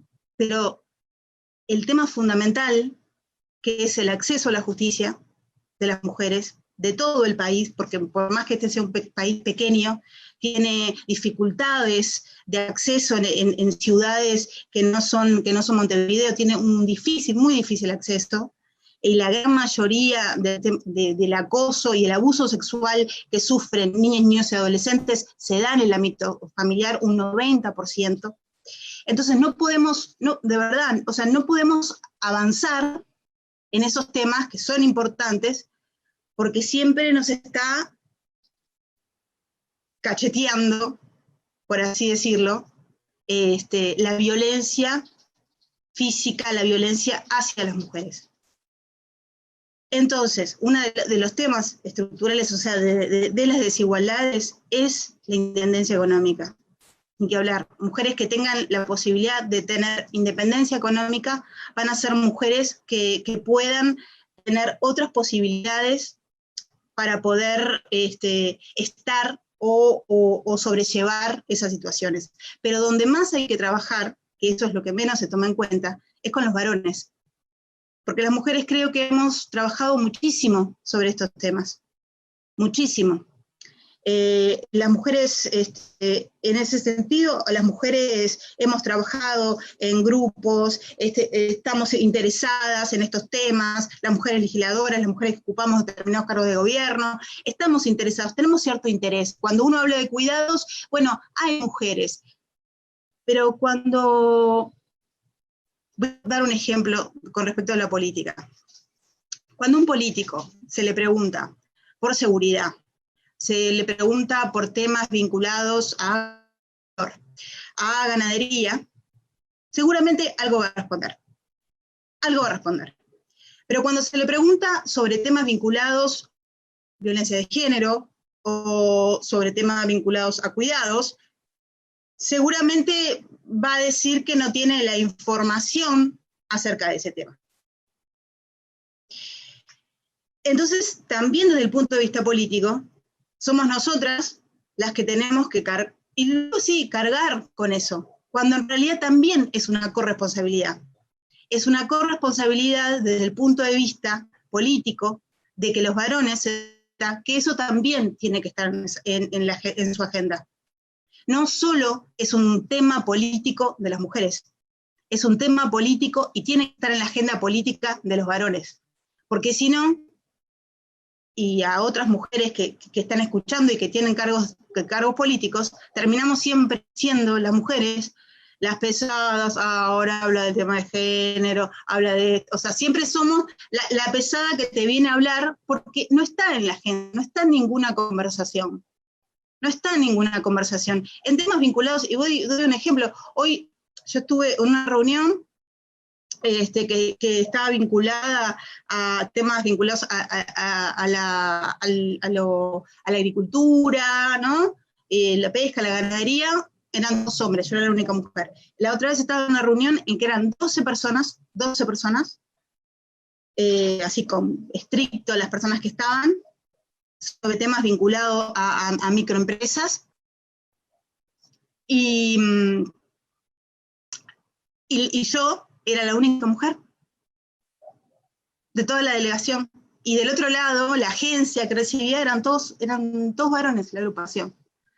Por eso digo, cómo estos temas de la representación, de cómo las mujeres estamos en determinadas cosas, que tenemos intereses variados, o por suerte, a nivel de lo que tiene que ver las dotaciones, tanto en educación como en salud, tenemos acceso en ese sentido comparado con otros países, tenemos acceso, pero luego, y también podemos acceder más, obviamente dependiendo del quintil económico de cada una de ellas, podemos acceder a educación, pero siendo mujeres y teniendo un nivel de educación mucho más elevado que los varones, nuestra participación es menor. Y por otra parte, quiero aclarar una cosa, porque acá cuando me distraje en realidad me estaban diciendo que tenemos la primer vicepresidenta elegida por el pueblo, digamos, votada, porque tuvimos otra vicepresidenta, Lucía Polanski, pero que fue porque renunció el vicepresidente en ese momento. Pero tenemos la primer mujer elegida por el voto, y que estaba en la candidatura. Pasando esa aclaración, quería hablar sobre un tema que también nombró Virginia, un poco para cerrar, que tiene que ver con la violencia política, específicamente, que es un tema, no sé si decirlo, pero sí, podríamos decirlo tabú, porque la violencia política hacia las mujeres, que estamos digamos, en el ámbito político, cuando se da entre compañeros, entre otros legisladores, es algo que es muy difícil. ¿Cómo se atraviesa eso? ¿Cómo desde el punto de vista político se realiza el tratamiento de eso? Y ahí, yo particularmente que viví determinadas situaciones, me di cuenta lo solas que estamos las mujeres en esos momentos. Y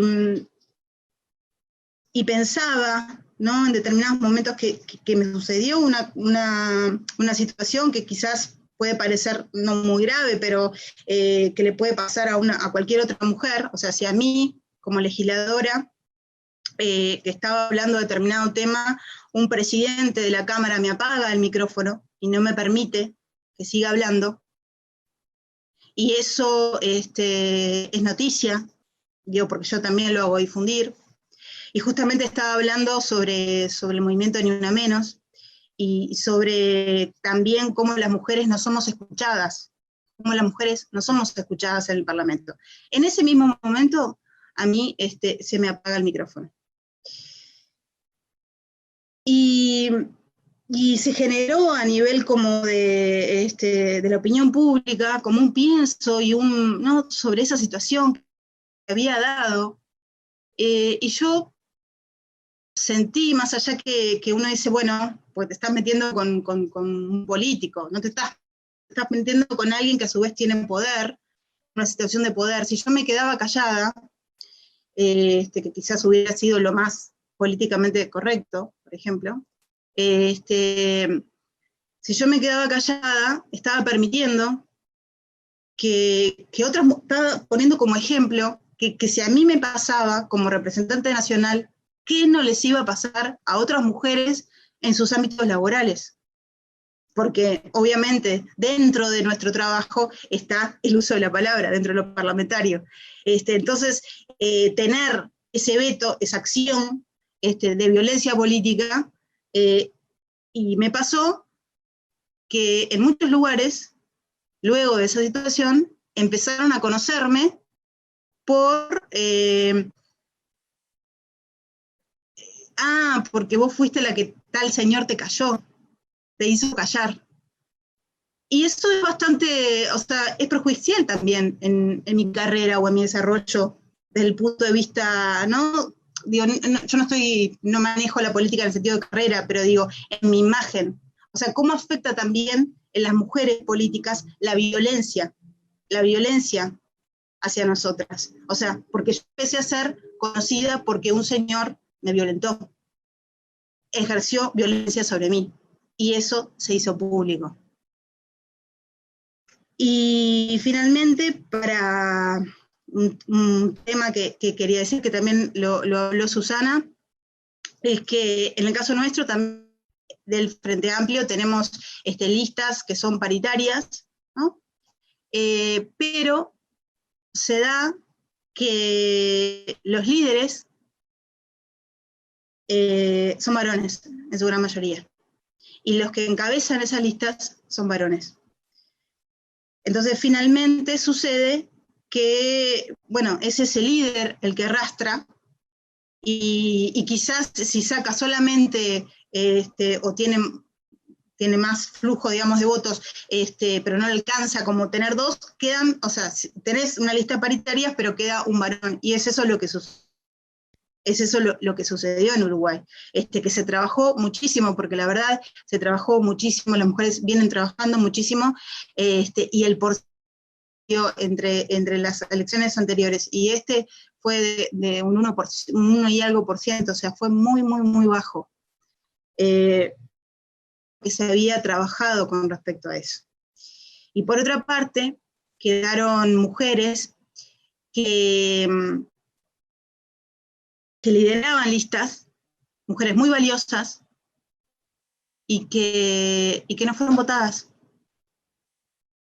Y en eso también hay que pensar en todo el trabajo cultural que tenemos que tener para que las mujeres se visibilicen a sí mismas como posibles, ¿no? Como las mujeres como posible legisladora, presidenta, vicepresidenta, intendenta, alcaldesa, porque muchas veces somos las mujeres las que no votamos a las mujeres, por sentir que eso es o por cuota, o por esto, o por lo otro, o porque no tienen la capacidad, o porque se pondrán nerviosas, o por cómo lo harán, o porque hay un montón, y con eso creo que tenemos un desafío enorme de cómo hacer que las propias mujeres, que seamos nosotras, las que digamos, sí, ¿por qué no? ¿Por qué nosotras no podemos? ¿Por qué otra no puede? ¿Por qué no puede haber una mujer empresaria? ¿Por qué no puede haber una mujer política? Y ya veo que me está haciendo sí. Mariana la señal. Perdón, Verónica. Dale, No, muchas gracias. Porque ya estábamos en tiempo y además para darle lugar a las preguntas. Ya estaba terminando, así que gracias. Sí que, bueno, si querés después redondeas ahora cuando terminen las preguntas. Hay una pregunta que justamente se refería a eso. Bueno, primero saludar y contarles que tenemos presente acá también en el panel a Julia Hernández, que después al final le vamos a dar un ratito la palabra para que pueda referirse a este tema que estamos hoy aquí conversando. Decirle que está presente también Gandulfo de la Defensoría del Pueblo de la Ciudad Autónoma de Buenos Aires, y que también les envía abrazos sororos a todas las que están participando de este panel. Y bueno, y empezamos con una de las preguntas que le realiza Adrián Quintupuray, que pregunta si en esta construcción del liderazgo que hoy están haciendo las mujeres con mayor fuerza, bueno, él dice que existen espacios laborales en donde las líderes o las jefas son mujeres, y que él ha podido observar que muchas veces el resto de las mujeres obstaculizan el ejercicio del poder de sus pares, digamos. Y él pregunta si ese rechazo a tener una par que ejerce el poder y que sea mujer es una cuestión cultural o es un rechazo por la incapacidad de ver que el resto de las mujeres sí pueden lograr el ejercicio del poder. Una pregunta difícil, pero bueno, que muchas veces muchas veces sucede esto, no sé si a ustedes les ha pasado, pero en los ámbitos en los que trabajamos a veces son las propias mujeres las que critican a las otras mujeres.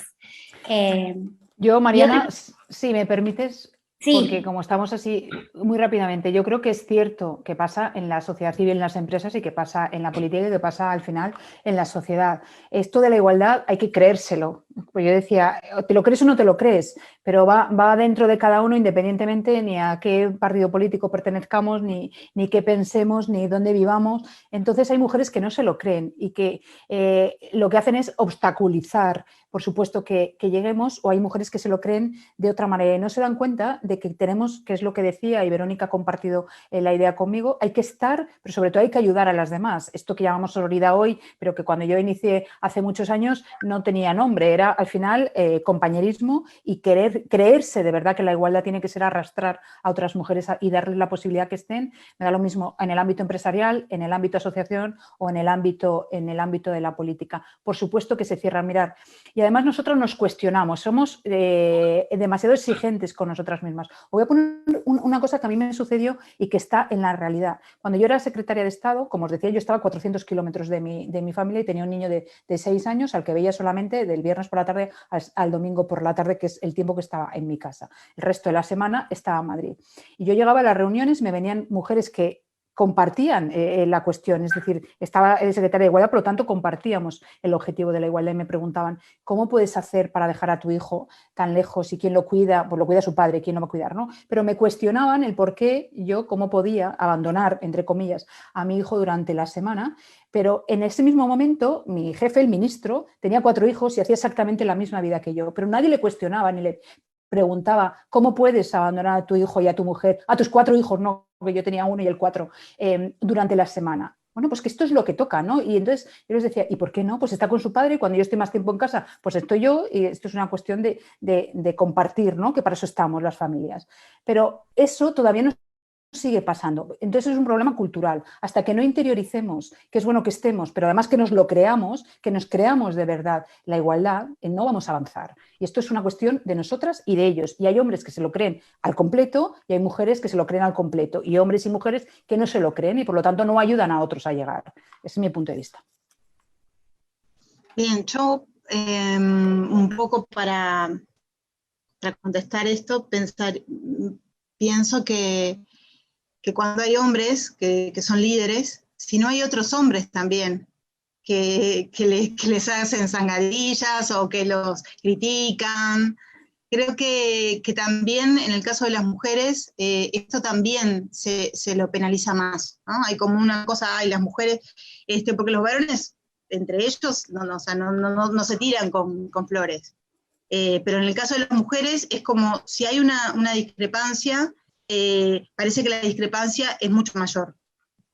Eso para acotar. Y con respecto a lo que bien decía Susana, con respecto a la maternidad, hay un tema que tiene que ver, más allá del trabajo que se realice, que tiene que ver con lo que es la penalidad por maternidad. O sea, las mujeres que son madres, en todos los ámbitos, tienen mayor dificultad para acceder a los puestos de trabajo, ganan menos que otras mujeres que no son madres. Entonces hay, desde el punto de vista cultural también, primero una cuestión, hay que ser madre, hay que amamantar, hay esto, y después en los hechos hay toda una cultura que no te permite desarrollarte porque sos vos la responsable, no es una corresponsabilidad.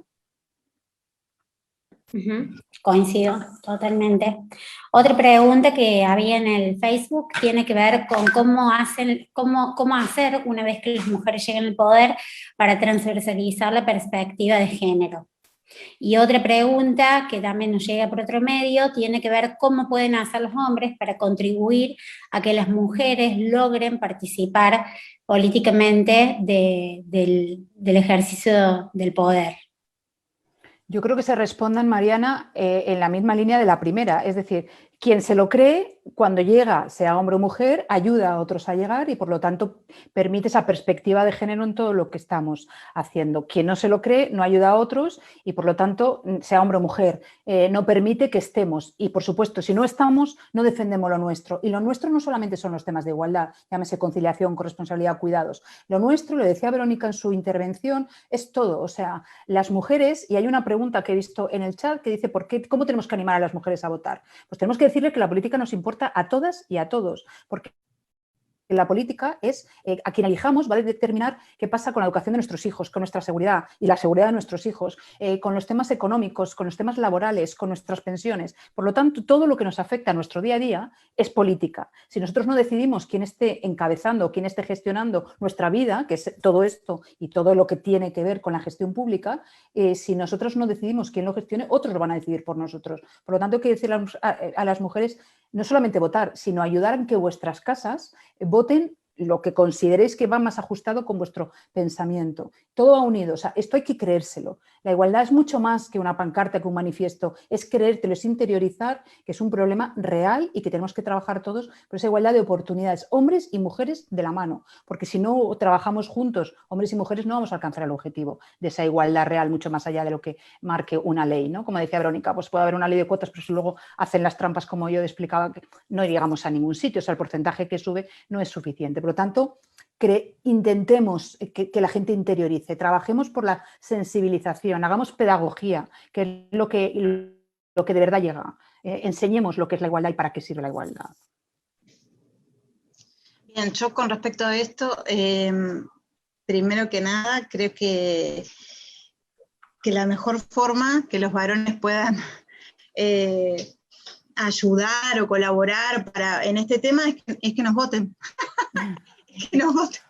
Que nos vean a nosotros, que nos escuchen, que si hay un acto, si hay una actividad en la cual está hablando una mujer, si hay un programa, no cambien y escuchen, se detengan a escuchar lo que decimos las mujeres. Y por otra parte, no es posible una democracia plena, no es posible sin la participación activa de las mujeres y en la relación de la proporción de la población. No es posible que esa democracia se genere en plenitud cuando una gran parte de la población no está representada. Así es. Bueno, muchas gracias a ambas. La verdad que no hay más preguntas. Podríamos seguir debatiendo toda la tarde. Quiero brindarle el uso de la palabra a Julia Hernández, que quiere saludarlas. Y después hacemos un cierre después entre todas, si les parece. Primero, gracias Mariana por la oportunidad de volveros a ver y de poderme dirigir a vosotras. Sé que lo estás haciendo bien, no lo siguiente, y por eso mi confianza en que tú fueras la coordinadora general. Gracias por el tema, me encanta haberos saludado, en especial a Virginia, en especial a Alejandra, y bueno, haber visto a Verónica y Susana también, pero bueno, ya sabéis que una es muy, muy afectiva y mis chicas son mis chicas, y a la gente que he tratado pues les tengo especial cariño. Seguro que a Susana, si lo hubiera tratado, le tendría el mismo cariño, y a Verónica posiblemente igual. Gracias, creo que era un tema necesario, que el mes de la mujer hablemos de estas cosas, no siempre de violencia de género, que no deja de ser una forma de violencia de género, pero tenemos que también empezar a cambiar el chip y no solamente hablar de la violencia que conoce o que cree conocer casi todo el mundo, sino de esta otra violencia, que es la participación de las mujeres en la vida política y en la vida pública, ¿no? Yo sí que quería, me ha parecido súper interesante todo lo que habéis dicho todas, pero sí quería hacer algunas anotaciones que ando aquí apuntando, y es verdad que yo creo que lo apuntaba Susana, ¿no? El tema de la participación de las mujeres. Es cierto que tenemos muchas parlamentarias, hoy por hoy tenemos muchas jueces, y como ella decía, lo que nos falla es el techo de cristal, y eso es lo que tenemos que currar, porque jueces hay tropecientas mil en primera instancia, pero en el Supremo pocas, y en el Constitucional menos aún. Y presidenta del TSJ, bueno, yo te puedo dar, Susana, el ejemplo que ha pasado aquí en el País Vasco. No voy a decir más porque es amiga mía la que está implicada y me parece un poco feo, pero es cierto, o sea, nos falta el techo de cristal. Pero yo creo que también lo habéis apuntado alguna en algún momento, ¿no? Y yo creo que hay que incidir sobre el tema de que necesitamos la complicidad de los hombres. Es necesario, yo creo que lo has apuntado tú, Susana, al final, es que si no, no podemos seguir. O no podemos dar más pasos adelante. Yo creo que nosotros nos hemos hecho casi todo, o por no decir todo, pero necesitamos la complicidad. Y eso tiene mucho que ver con la educación y la formación que le damos a nuestros chicos y chicas. No podemos seguir construyendo un mundo en el que siga habiendo un reggaetón que es para morirse, y las chicas sigan pensando que eso está bien. O sea, a ver, ¿en dónde cabe que eso está bien? En ningún sitio. Que sean conscientes de que las están regando, ¿no? Y yo creo que ahí tenemos mucho que hacer y que es el futuro, y el movimiento feminista estamos hablando ahora del tema de nuevas masculinidades, y es por donde hay que trabajar. Creo que es necesario seguir trabajando por ahí. No podemos seguir trabajando en soledad, porque nosotros somos el 50%, pero ellos son el otro 50%. Y eso no lo podemos olvidar. Yo solo tengo un hijo y es chico. Entonces, claro, a educar a un chico en igualdad no creáis que es fácil, porque no es nada fácil. Pero bueno, una lo va intentando y lo va encaminando. Yo creo que es ahí donde tenemos que hacer una especial incidencia, ¿no? En el tema de la educación de los jóvenes y las jóvenes de este país y de todos los países. Creo que... Mira, yo me acordaba ahora que estabais hablando de las cuotas. Yo he sido del PSOE pues desde el año 36, o sea que sí, como muy aburrida. Y me acuerdo que el primer partido que hace lo del tema de las cuotas es el PSOE con el 25%. Yo estoy en esa discusión y fue complicada, no os creáis que fue fácil, porque no fue nada fácil. Y era eso, lo que apuntaba Susana, que a los tipos el valor como en la mili se les presupone, y que ellos van en una lista era porque son muy listos, y tú ibas en una lista porque eras el 25%.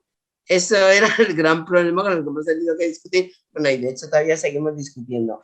Y luego otra cosa que sí quería apuntar, que se me olvide, además de esto de la educación, yo creo que hay un riesgo con el teletrabajo, y es un riesgo importante, porque igual nos quitan muchas cosas que hemos conseguido. Como ahora vamos al teletrabajo, no vamos a estar presentes en muchos sitios donde son las decisiones de poder. Y yo creo que, bueno, pues que hay que hacer un esfuerzo, que además hemos hecho un esfuerzo anterior, mucho más gordo que ahora.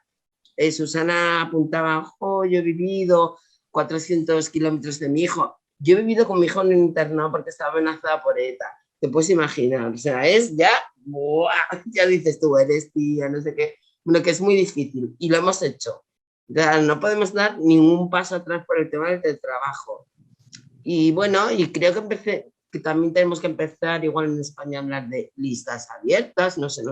Yo creo que si hubiera listas abiertas, tú al final defiendes tu capacidad, ¿no? Y da igual que seas tío o tía.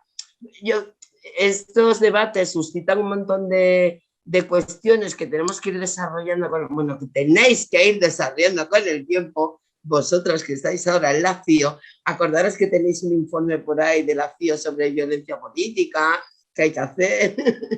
Entonces, bueno, ya sabéis que estoy encantada de estar, que me vais a tener absolutamente para todo lo que queráis y la aportación que yo pueda hacer, aunque sea señalar lo que podemos hablar, lo que podemos discutir. Y volverte, Mariana, a dar las gracias por haberme dado paso como panelista que no estaba, y que es un placer. Yo os quiero, que me da mucha envidia, que estáis en el verano, que Beatriz esté con manga corta y yo aquí con 0 grados en Vitoria, o sea, que encima me dais muchísima envidia. Pero bueno, que estoy encantada de estar con vosotras, que cualquier cosa, ya lo sabes, Mariana, y las demás también sabéis, que es un placer siempre pues haberos conocido, Susana, Verónica, que me ha encantado vuestra exposición, que ha sido un placer, de verdad, Susana, que no tenía el placer de conocerte. Digo a Susana porque estamos en el mismo país, que hubiera sido fácil que nos hubiéramos conocido, pero no he tenido ese placer. Y bueno, ahora me dedico a otras cosas y ya os iré contando de a poquito, porque no puede ser todo de golpe. Y nada, desde Vitoria-Gasteiz, la ciudad fría de este país, os mando un caluroso afecto y que sigáis trabajando. Mariana, que te quiero. Y yo también, y te agradezco mucho, Julia, por estar aquí presente, por estas palabras. Quiero transmitirte también el saludo de hombres que bancan a las mujeres. Acá tenemos a Tomás Dadik. ¡Hombre! Que también les saluda, Guillermo Escobar Roca y a otros que nos están siguiendo en esta tarde. Y bueno, agradecerles a todas ustedes y a todos los varones también que están presentes por esta instancia. Quedaron algunas preguntas, algunas que fueron respondidas, creo, a lo largo de las disertaciones. Creo que es muy importante que sigamos hablando de estos temas. Ahora estamos un poquito ya con el tiempo justo, porque estaba previsto terminar a las 15:30, pero decirles a aquellas personas que se quedaron con comentarios y con preguntas que vamos a seguir hablando, porque es muy importante que lo urgente, que es por ahí la violencia, los femicidios, el hecho de que las mujeres nos matan en Argentina cada menos de 30 horas y en otros países de Latinoamérica aún con más frecuencias, y que las estadísticas son catastróficas, y que se ha intensificado todo esto con la pandemia, no nos quite la posibilidad de discutir, de hablar y de reflexionar acerca de estas cuestiones importantes que por ahí son la base de la igualdad y que tiene que ver con la participación de las mujeres en la vida social, porque a partir de la participación de las mujeres, como decía Susana, vamos a lograr participación de más mujeres, y además vamos a lograr poner en agenda esos temas que tienen que ver con justamente los temas que nos atraviesan a las mujeres, a los niños, niñas, adolescentes, hablar de derechos humanos, de familia, de deportes, y también introducir la perspectiva de género en el planeamiento de los presupuestos, en los planeamientos de los tributos, porque son cuestiones que nos afectan a las mujeres y que normalmente nos pasa que cuando las mujeres llegamos a lugares de poder nos relegan a las áreas sociales y nos sacan de esos lugares en donde se habla de economía y de política propiamente dicha. Entonces, me parece que es importante continuar hablando de esto, continuar hablando también del papel de las defensoras del pueblo en Latinoamérica, de las presidentas de Comisión de Derechos Humanos. Así que bueno, cerramos por hoy esta jornada, agradeciéndoles por supuesto todas, y quedamos pendientes para una nueva instancia de diálogo y de reflexión acerca de estas temáticas que nos afectan a todas y a todos.